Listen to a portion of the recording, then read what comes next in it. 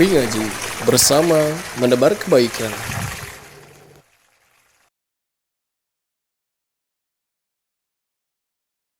Assalamualaikum warahmatullahi wabarakatuh.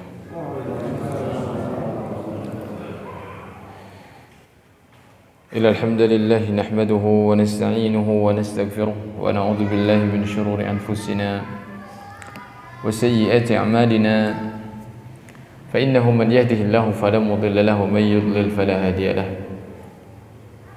Asyhadu an la ilaha illallah wahdahu la syarika lahu wa asyhadu anna Muhammadan 'abduhu wa rasuluhu sallallahu alaihi wa ala alihi wa ashabihi wa man walah wa la haula wa la quwwata illa billah. Ya ayyuhalladzina amanu ittaqullaha haqqa tuqatih wa la tamutunna illa wa antum muslimun. Ya ayyuhan nasu ittaqu rabbakumul ladzi khalaqakum min nafsin wahidah wa khalaqa minha zawjaha wa batha minhuma rijalan katsiran wa nisaa'a. Wattaqullaha alladzi tasaaluna bihi wal arham innallaha kana 'alaykum raqiba. يا أيها الذين آمنوا اتقوا الله وقولوا قولا سديدا يصلح لكم أعمالكم ويغفر لكم ذنوبكم ومن يطع الله ورسوله فقد فاز فوزا عظيما. وقال رسول الله صلى الله عليه وسلم فإن أصدق الحديث كتاب الله وأحسن الهدى هدى محمد صلى الله عليه وسلم وشر الأمور محدثاتها فإن كل محدثة في الدين بدعة وكل بدعة ضلالة وكل ضلالة في النار ثم أما بعد. Para jemaah yang dirahmati oleh Allah Subhanahu wa taala, alhamdulillah kita bersyukur kepada Allah. Bersyukur kepada Allah Subhanahu wa taala terutama atas nikmat Islam. Kemudian yang kedua atas nikmat ilmu. Ilmu ini yang akan membimbing kita kepada cara beragama kita dengan benar, yaitu dengan menerapkan dua poin dalam beragama kita. Yang pertama adalah ikhlas dalam seluruh ibadah kita hanya kepada Allah Subhanahu wa taala, dan yang kedua ibadah tersebut mari kita berusaha untuk senantiasa berada pada contoh, pada ajaran yang dicontohkan oleh baginda Nabi kita Nabi Muhammad sallallahu alaihi wasallam. Dengan dua hal itu insyaallah kita akan selamat. Kita akan sampai kepada tujuan kita. Kita akan sampai kepada surga Allah Subhanahu wa taala. Amin. Begitu juga kita bersyukur pada kesempatan malam hari ini kita kembali meneruskan pembahasan tafsir kita,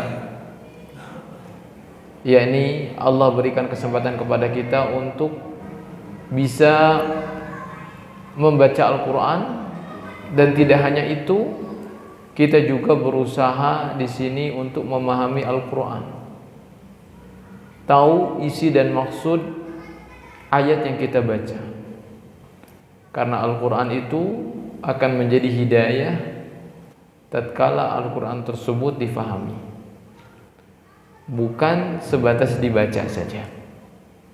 Meskipun membacanya mendapat pahala, namun untuk sampai kepada apa yang diinginkan oleh Allah, kita harus memahami melalui tafsir Al-Quran. Dan yang saya akan sampaikan adalah tafsirnya para ulama. Artinya penjelasan yang disampaikan oleh para ulama berdasarkan Al-Quran juga, karena Al-Quran itu menafsirkan Al-Quran lagi. Ayat yang satu menafsirkan ayat yang lain, atau tafsir tersebut bersumber dari Rasulullah sallallahu alaihi wasallam yang langsung menafsirkan di hadapan para sahabat radhiyallahu taala anhum jami'an. Baik, kita insyaallah akan baca yakni surah Al-Baqarah ayat yang ke-83. Pak, bisa kelihatan Pak tulisannya Pak? Alhamdulillah ya, masih sehat berarti. Baik. أعوذ بالله من الشيطان الرجيم. أعوذ بالله من الشيطان الرجيم.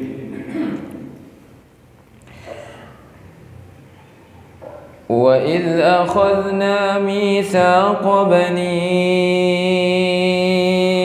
إسرائيل لا تعبدون إلا الله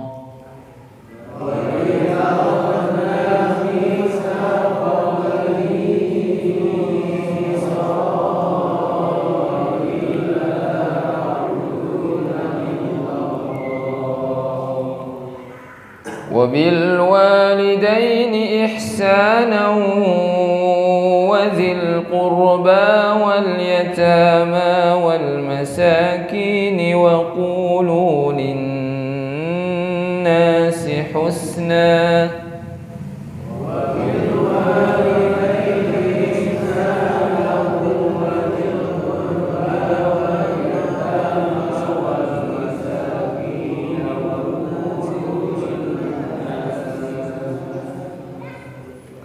وقولوا للناس حسنا وأقيموا الصلاة وآتوا الزكاة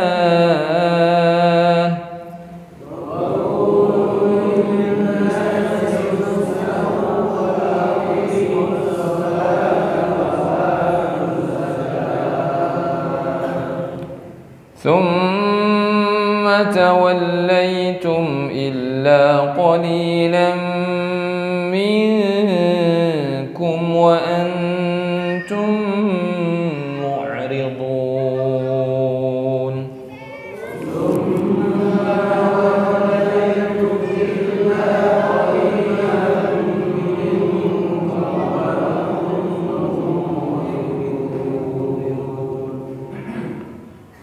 وإذ أخذنا ميثاقكم لا تسفكون دماءكم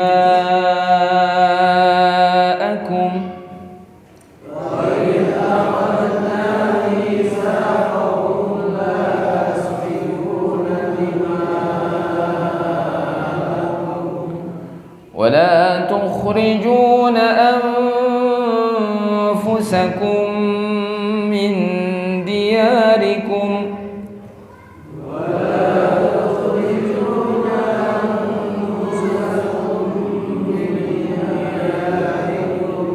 ثم أقررتم وأنتم تشهدون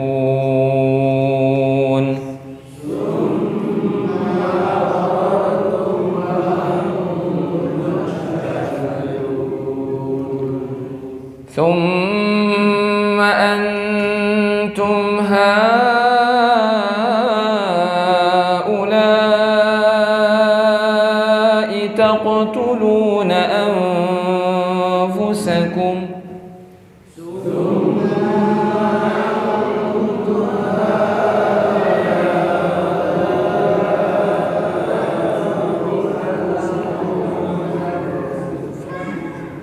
وتخرجون فريقا منكم من ديارهم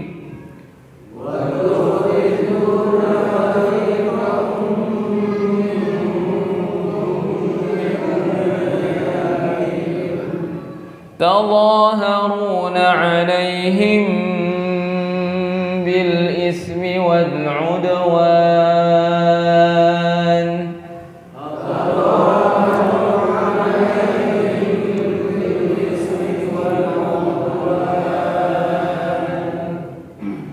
وإن يأتوكم أسارى تفادوهم وهو محرم عليكم إخراجهم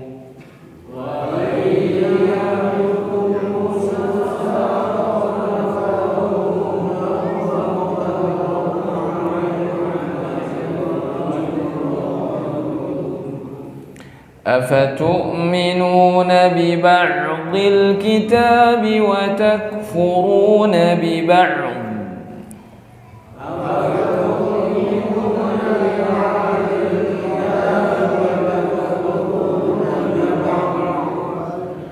فما جزاء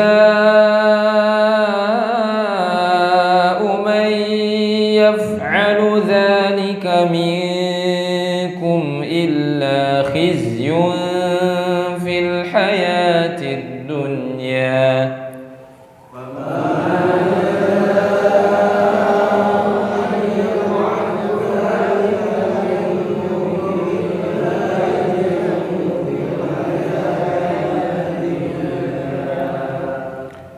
ويوم القيامة يردون إلى أشد العذاب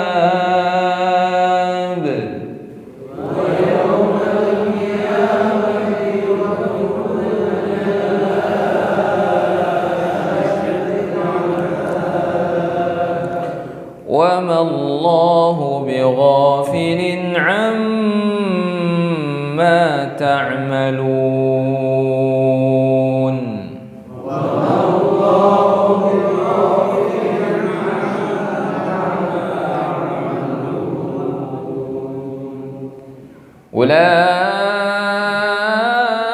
أولئك الذين اشتروا الحياة الدنيا بالآخرة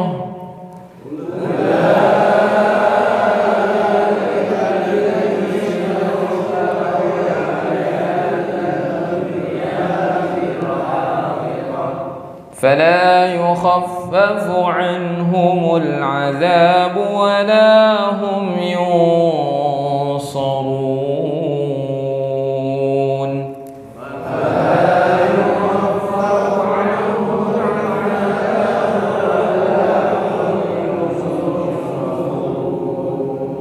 ya, sampai sana dulu ya.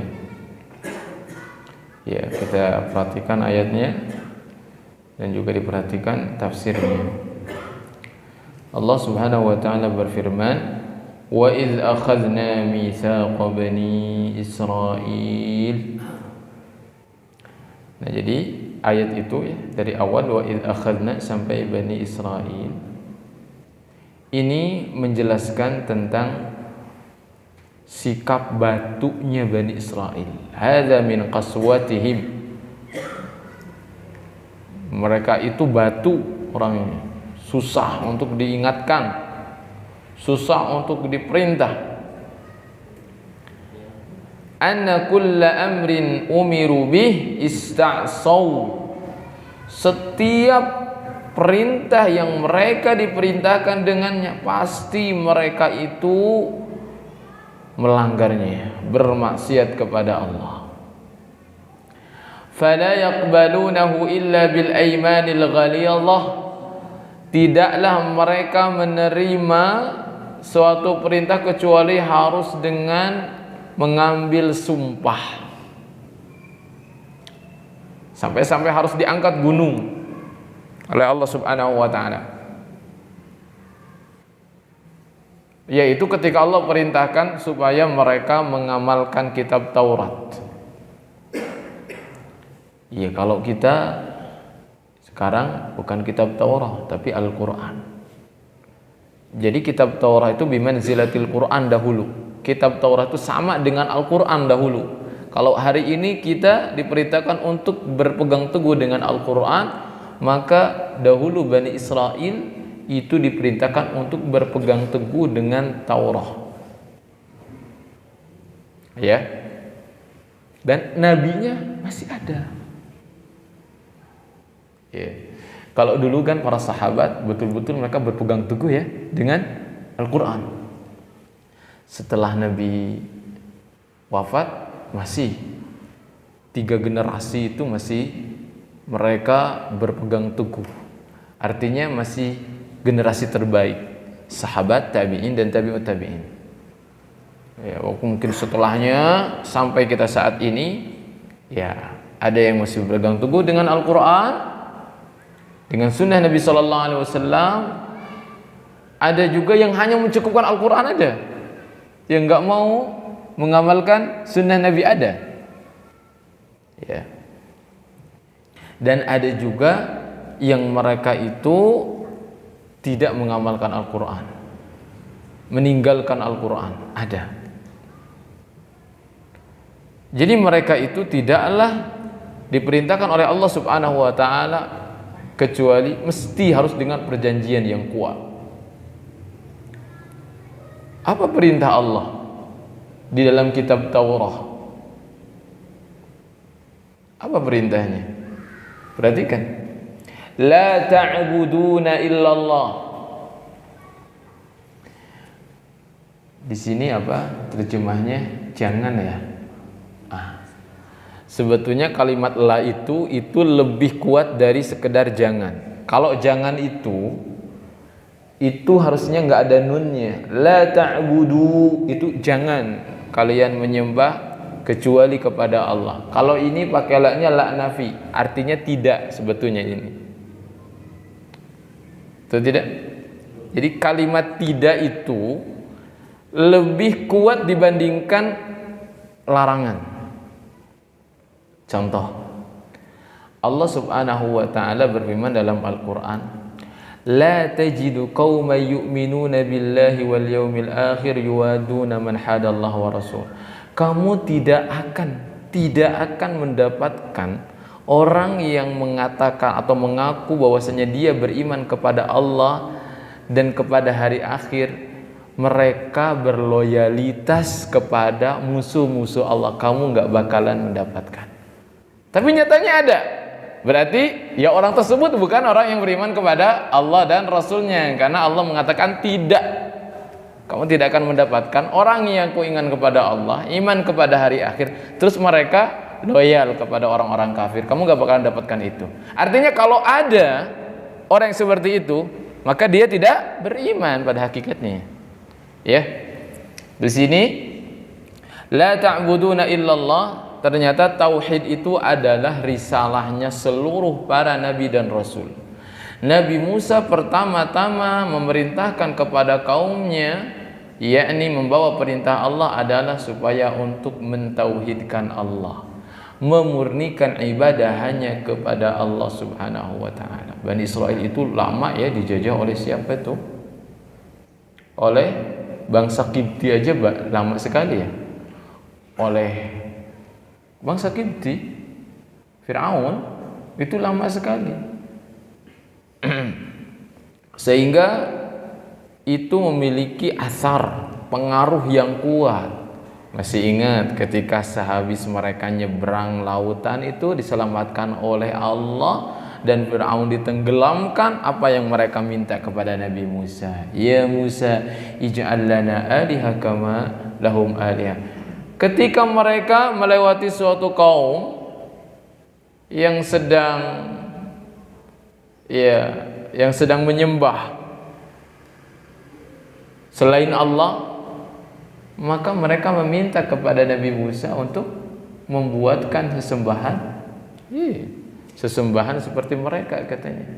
Padahal pada saat itu mereka telah diselamatkan oleh Allah. Padahal pada saat itu mereka itu sedang dibawa oleh Nabi Musa. Betul tidak? Bahkan setelah kejadian itu terjadi fenomena Samiri, tahu? Menyembah anak atau patung anak sapi terjadi lagi. Maka jangan heran kalau di negara kita dulu kan sebelum ada Islam, tahulah yang belajar sejarah, apa keyakinannya? Keyakinannya kan nenek moyang ya, roh-roh seperti itu. Sampai saat ini di tengah kaum muslimin itu sebagiannya keyakinan yang semodel itu tuh masih ada, masih melekat, susah untuk dihilangkan karena terlalu lama keyakinan itu melekatnya. Padahal Allah memerintahkan kepada manusia, bahkan kepada jin, itu adalah untuk beribadah hanya kepada Allah. Bagaimana cara beribadah kepada Allah? Ya ikuti nabinya. Bagaimana cara nabinya beribadah kepada Allah Subhanahu wa ta'ala? Jadi yang pertama adalah diperintahkan untuk menyembah Allah. Dan di sini ketika diperintahkan untuk menyembah Allah, maka suatu perintah itu merupakan kebalikannya. Kalau kita diperintahkan sesuatu, berarti kita dilarang untuk melakukan kebalikannya, betul tidak? Berarti kalau misalkan tidur, itu kan perintah. Berarti kita dilarang apa? Dilarang begadang kan? Betul kan? Kalau Allah perintahkan kamu harus menyembah hanya kepada Allah, berarti apa yang Allah larang? Ya, Allah melarang syirik, betul tidak? Jadi dua kata itu pasti. Tauhid itu pasti lawannya syirik. Dan ini adalah merupakan asal dakwah para nabi dan para rasul, inti dakwah para nabi dan para rasul. Maka jangan antipati ketika kita mengenal atau sering mendengar tauhid syirik, karena sampai hari kiamat pun kata ini pasti akan senantiasa ada. Karena ini merupakan dakwah para nabi dan dakwah para rasul. Dari mulai Nabi Adam sampai akhir zaman, dua kata inilah inti daripada diutusnya para nabi dan para rasul itu adalah untuk memurnikan ibadah kepada Allah alias tauhid, dan untuk menjauhkan umat manusia dari yang namanya asyirku, kesyirikan. Ya, bahkan saya bisa buktikan setiap ayat di dalam Al-Quran, setiap safhahnya, setiap halamannya pasti mengandung tauhid kepada Allah Subhanahu wa ta'ala. Memang itu adalah inti dakwahnya para nabi dan para rasul. Taib. Kemudian Allah Subhanahu wa ta'ala memerintahkan wabil walidaini ihsana. Ini juga perintah. Cuman ini dengan ada khabar, ya, khabar tapi mengandung unsur perintah, sehingga diterjemahkan dan berbuat baiklah kepada kedua orang tua. Ya, kalau kita pakai bahasa Indonesia itu akan kurang terperinci, karena kalau dilihat wabil walidaini ihsana, dan kepada kedua orang tua ihsana pakai masdar, maka itu kalian harus berbuat baik. Ihsanan itu pakai tanwin. Tahu tanwin, Pak? Ihsanan itu menunjukkan umum. Segala bentuk ihsan, maka di sini dikatakan wa hadza ya'ummu kulla ihsan qauli wa fi'li. Berarti namanya berbuat baik kepada orang tua itu mencakup perkataan dan perbuatan. Kadang-kadang ada anak yang dia itu merasa sudah berbuat baik kepada orang tua, ngirim gitu kan, karena dia kerja, ngasih uang, ngasih ini, tapi dia bikin sakit hati orang tuanya. Enggak ihsan itu, Pak.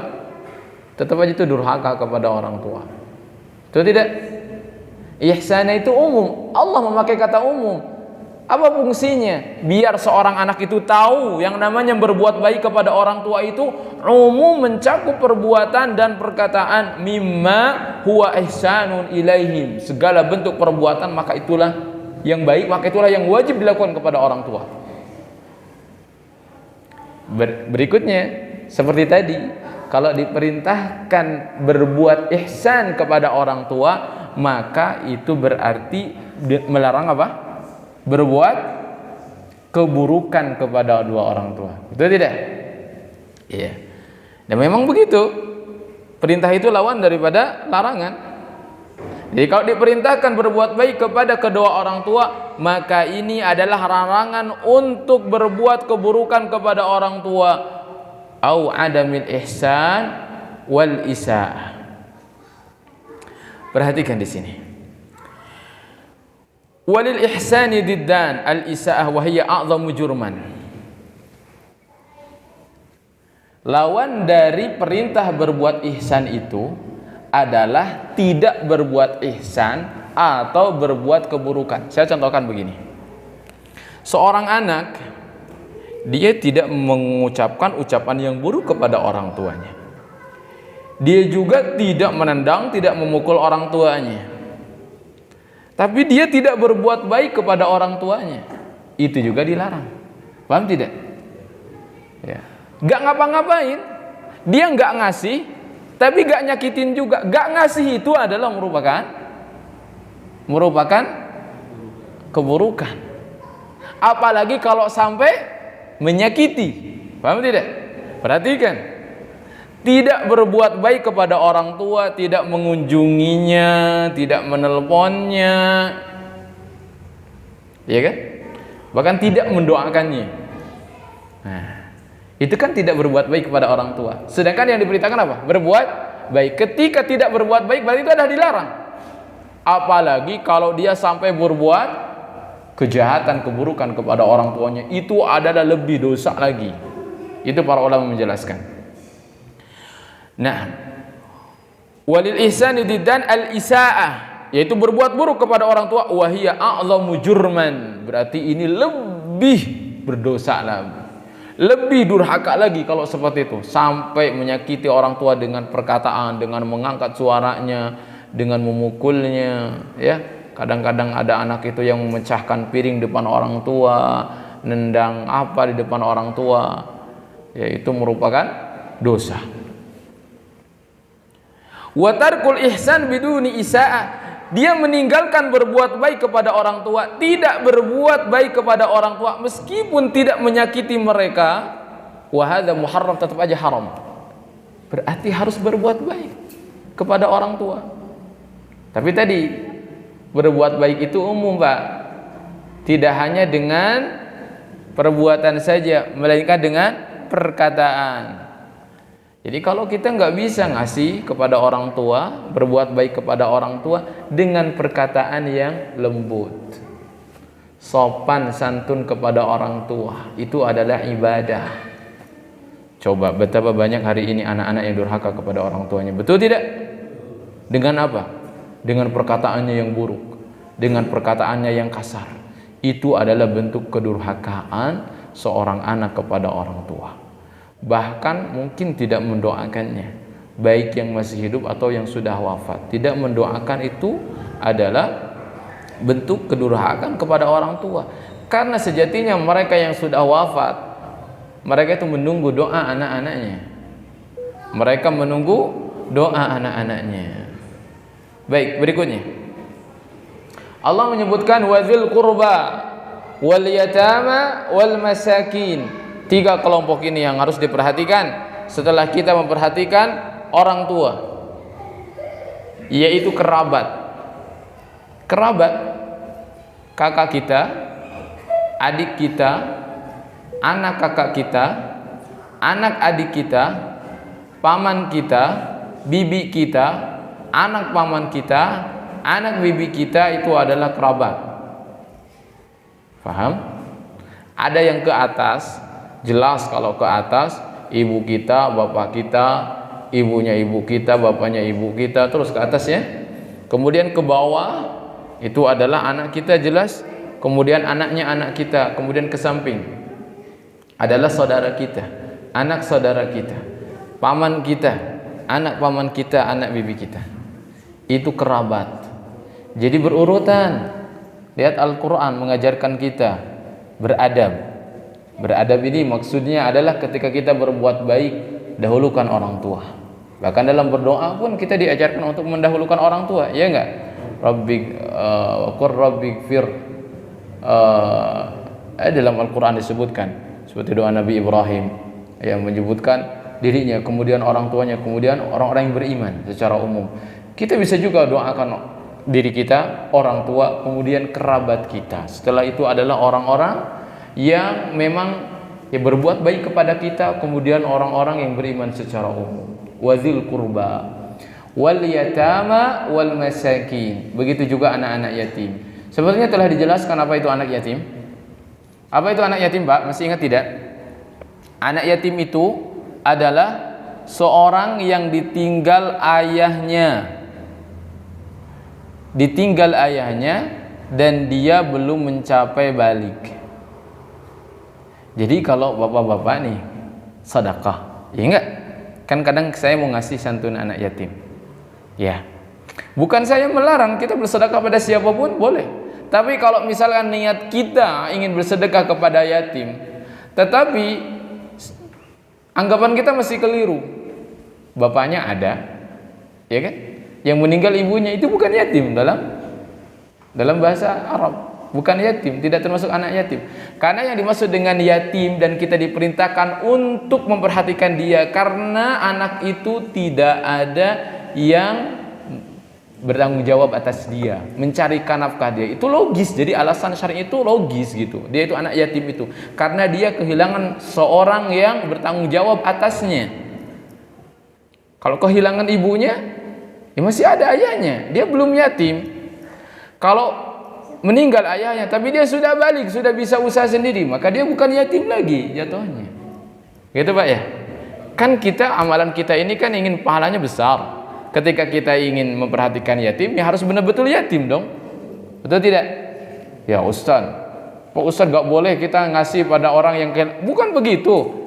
Kita kan dalam mencari pahala itu kita prioritas, betul tidak? Kita punya harta nih 100.000, kita ingin pahalanya besar kan? Dengan 100.000 itu, maka kita cari yang diperintahkan oleh syariat. Ibu kita miskin, ada tetangga kita yang bukan kerabat kita, siapa yang kita dahulukan? Ya ibu kita, kan gitu ya. Pahalanya lebih besar seperti itu. Bukan berarti berarti gak boleh itu. Bukan begitu. Bukan, kita lebih prioritas. Ya kalau hartanya banyak ya kasih semuanya, dapat pahalanya lebih banyak lagi. Ini kalau berbicara prioritas ya. Jadi yatim itu adalah seorang yang ditinggalkan ayahnya dunal bulug dan dia belum mencapai balik. Tapi ada juga anak yatim tapi dia kaya karena bapaknya sultan. Ya kan? Gimana itu? Maka kewajiban kita jangan pernah merusak hartanya. Kalau dia perlu hartanya itu diamankan, maka diamankan oleh kita. Kalau perlu diusahakan supaya berkembang, boleh ya. Tetapi ketika nanti sudah besar dan dia sudah bisa untuk bermuamalah, baru dikasih hartanya. Dites, nih kamu bawa 10.000. Kalau 10.000 ya kan masih jajannya permen 2, permennya 2, cuma 2.000, tapi kembaliannya 1.000. Kamu gimana? Ini orang ini belum ya untuk dikasihkan hartanya. Tapi dia ketika dikasih 10.000 bawa 20.000. Bukan nyuri Pak, tapi dia beli sesuatu 10.000 terus dia jual lagi misalkan. Ini orang yang udah bisa nih, kasih hartanya pada dia. Gitu ya, yatim. Wal masakin, baru masakin itu umum. Anak kecil bisa, yang dewasa bisa, yang tua-tua bisa, masuk pada miskin ketika dia tidak memiliki harta yang mencukupi kehidupannya. Tuh ya. Yatim kemudian miskin. Jadi jangan sampai niat kita mau kasih yatim tapi bukan yatim, kategorinya miskin. Ya pahalanya kan beda kan? Iya. Bagaimana kata Rasulullah sallallahu alaihi wasallam, aku dengan orang yang perhatikan anak yatim itu katain seperti gini nih. Saking dekatnya derajatnya nanti dengan Rasulullah sallallahu alaihi wasallam, kan itu pahalanya besar. Ya kalau salah gimana? Ya tidak mendapatkan pahala tersebut. Baik. Wa qulu lin-nasi husna, dan ucapkanlah kepada manusia al-husna. Husna itu adalah sesuatu yang baik. Sesuatu yang baik. Wa minal qaulil hasani amruhum bil ma'ruf wa nahyuhum 'anil munkar. Termasuk ucapan yang baik itu adalah amar ma'ruf dan nahi munkar. Sepertinya kita hanya bahas ayat ini, tidak apa-apa ya Pak? Ya, soalnya nggak bisa kita lewat-lewat. Faedahnya sangat banyak sekali. Wa qulu lin-nasi husna. Husna ini husnan, kebaikan. Ucapkan kepada manusia kebaikan. Di antara kebaikan tersebut adalah amar ma'ruf nahi munkar. Jadi kalau kita keliru, salah, diingatkan oleh orang lain, harusnya kita terima kasih. Karena dia itu telah memberikan kebaikan kepada kita. Ya sebetulnya bisa saja orang tersebut gak mengingatkan kita, berarti sepertinya dia gak kasihan sama kita. Kita mau ke neraka, masa bodoh lah. Udahlah, gak usah diingetin dia. Kan begitu. Tapi kan seorang muslim tidak boleh begitu. Ketika ada saudaranya salah itu dia kasihan. Kalau dibiarkan, tidak diingatkan, bahaya dia. Nah, begitu juga perintahkan kepada yang ma'ruf wa ta'limihim al-ilm, mengajarkan mereka ilmu, ini juga perkataan yang baik, termasuk husna. Wa badlus salam, menyebarkan salam. Di antara tanda hari kiamat itu adalah assalamu alal ma'rifah, hanya mengucapkan salam kepada yang dikenal aja.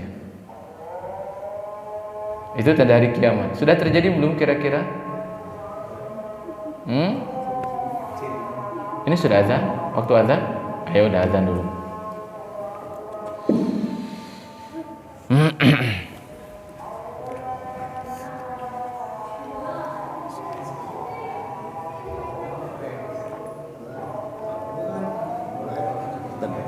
Angkat.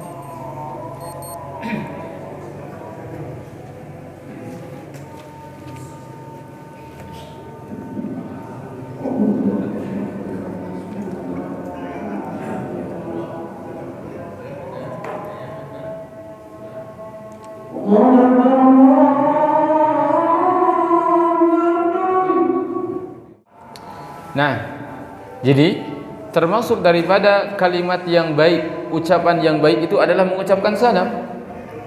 Dan kita ucapkan salam karena insya Allah di negara kita atau di wilayah kita ini mayoritasnya muslim, Pak. Jadi kita nggak apa-apa mengucapkan salam kepada mereka karena mereka muslim. Kecuali kalau bapak-bapak jalan-jalan misalkan ke Amerika, itu mayoritasnya kafir, Pak. Nggak assalamualaikum, assalamualaikum, nggak boleh mengucapkan salam kepada orang kafir. Tapi kalau kira-kira di sini muslim semuanya nggak, bahkan kafir itu ketahuan siapa ya, dia adalah orang bukan muslim gitu, tahu ya, jangan ucapkan salam kepada dia. Tapi salam kepada muslim, ucapkan salam. Dan kata Rasulullah, ya dari tanda-tanda hari kiamat adalah salam kepada orang yang dikenal saja. Ya. Nah, di sini udah terjadi. Kita cuma salam kepada yang dikenal saja. Kalau bapak saya yang nggak dikenal, ya nggak ngucapin salam, ya kan? Wal basyashah wa ghairi dzalika min kulli kalamin thayyib. Dan juga apa namanya? Apa ya kalau orang Sunda itu dareh deh gitu ya? Tahu dareh deh, Pak? Hah? Ya? Sumringah? Apa, Pak? Dareh deh, Pak. Jadi mukanya itu senantiasa senyum ceria gitu ya, tidak bermuka masam ketemu orang si eta mah kieu enggak gitu ya. Kita harus, karena muslim semuanya, ya udah senyum, sapa, salam, karena muslim, mereka memiliki hak ya. Agama itu seperti itu. Perhatikan di sini, walamma kana al-insan la yasa'un nas bimalihi amara bi amrin wa yaqdiru bihi 'ala al-ihsan ila kulli makhluk. Ya karena manusia itu enggak semuanya bisa berbuat baik dengan harta ya. Maka Allah perintahkan berbuat baik kepada makhluk yang mereka mampu, yaitu ihsan bil qaul, berbuat baik dengan ucapan. Fa yakunu dimna dzalika an-nahyu 'anil kalamil qabih, termasuk wa qulu lin-nasi husna, berarti kalau diperintahkan untuk mengucapkan kepada manusia ucapan yang baik, berarti tidak boleh mengucapkan kepada manusia, manusia secara umum ucapan yang buruk. Ya, hatta lil kuffar, bahkan kepada orang kafir kita dilarang untuk mengucapkan ucapan yang buruk, mengejek dia, menghina dia, tidak boleh. Apalagi kepada seorang muslim. Coba perbaiki cara beragama kita. Bagaimana cara beragama kita hari ini? Hanya karena beda faham tentang gerakan sholat misalnya, dan itu masalah fikih, dan itu banyak toleransinya dalam masalah fikih. Gak mau salam, ya kan? Gak mau sholat di sampingnya. Siapa yang ngajarin seperti itu? Ya, Rasulullah dari dulu tetanggaan dengan orang Yahudi, dengan orang Nasrani di Madinah. Iya enggak? Bahkan membuat perjanjian dengan mereka, aman, sejahtera. Kenapa Rasulullah memerangi mereka? Karena mereka melanggar perjanjian, dan agama Islam kuat pada saat itu. Walihada qala ta'ala, oleh sebab itu Allah berfirman, wala tujadilu ahlal kitab illa billati hi ahsan. Jangan kamu mendebat ahlul kitab kecuali dengan cara yang baik. Dengan cara yang baik. Coba sekarang yang namanya debat, ya kan? Nanti itu saling memojokkan, saling membongkar aib, saling membongkar kekurangan, betul tidak? Itu sudah keluar dari konteksnya ihsan yang diperintahkan dalam Al-Quran. Ya. Maka jangan latah ikut-ikutan, ya kan? Yang debatnya ya, capres dan cawapres, kitanya yang ikut-ikutan juga. Ya, nggak usah ikut-ikutan. Kita belajar menjadi muslim yang baik, ya. Kita diperintahkan untuk mengucapkan ucapan yang baik kepada manusia, bahkan kepada orang kafir. Wa min adabil insan alladhi adabahu Allah bi ibadah an yakuna al-insan nazihan fi aqwali wa af'alihi. Di antara adab seseorang ini yang Allah ajarkan kepada manusia itu, yang Allah perintahkan kepada manusia itu, supaya dia itu meninggalkan perkataan perbuatan yang buruk, ghairu fahish wala bazi. Tidak boleh orang itu kasar, tidak boleh ngomong jorok, itu tidak boleh berdasarkan ayat ini. Tidak boleh kasar, tidak boleh jorok, wala syatim, tidak boleh dikit-dikit nyela orang, wala mukhasib, dikit-dikit musuhan dengan orang, dikit-dikit ngelaknat orang, tidak boleh itu. Ini ayatnya, ya, jelas ayatnya. Kita diperintahkan bal yakunu husnul khuluq, kita akhlaknya baik, wasi'ul hilm, harus lembut kepada orang itu, mujamilan likulli ahad, ya banyak basa-basi, ya. Basa-basi kan, kalau basa-basi biasanya baik tuh ya, berbasa-basi kepada orang. Saburan ala ma yanaluhu min adzal khalq, bersabar atas apa yang dia dapatkan dari perlakuan orang lain kepadanya. Perhatikan, orang lain ngejek kita, nggak usah dibalas dengan ejekan. Sabar, balas dengan perkataan yang lebih baik.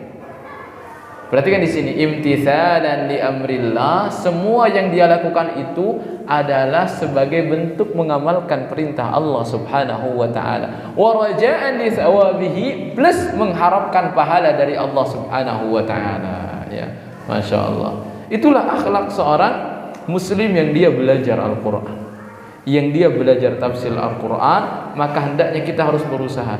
Summa amarahum bi iqamatis shalah, ya, terakhir kemudian Allah perintahkan manusia untuk menegakkan salat, wa itaiz zakat, dan juga menunaikan zakat.